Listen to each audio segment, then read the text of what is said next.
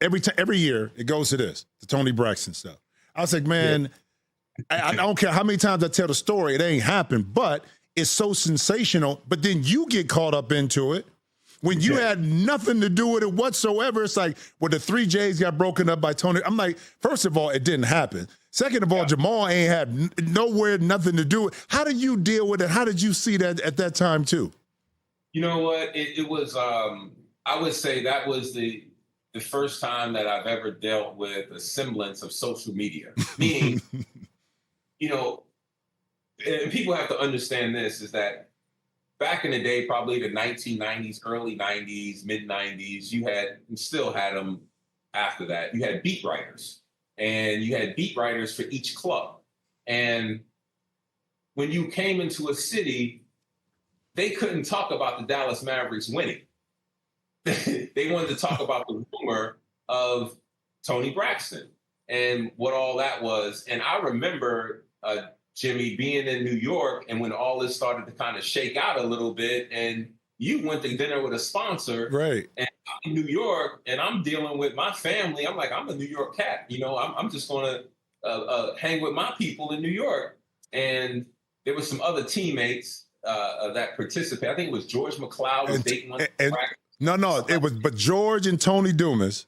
George is the one. George is the one that said that I left him and went to the studio after I invited him. I said, if y'all want to go, so nobody went.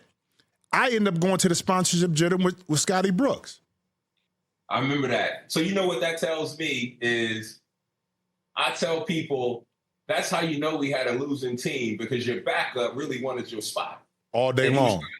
He tried to do everything except win the spot on the court, and tried to win it by doing some other mischievous stuff, and difficult stuff to convolute the situation or poison the situation. So, I tell people all the time, when everybody's not pulling in the right direction, you got bad culture and a losing effort, man. And it resembled in our record. Let's be honest, and we have to take responsibility of that, because we were a part of that. And I wish we could have done more together, and I wish we could have played a longer time together and actually grown together, and let that see what that would have transpired into, because I think myself, you, and Jason, and we can't forget about Popeye Jones. Popeye was integral.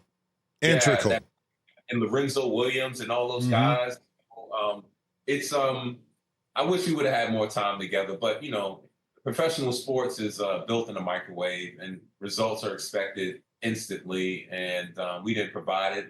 That's probably one of the things that I regret. Like, hey, maybe we should have stayed together or rode the course out a little bit longer. But there was just so many circumstances that were tied to it, from injuries to youth to immaturity, that we all had to figure out our place in the NBA.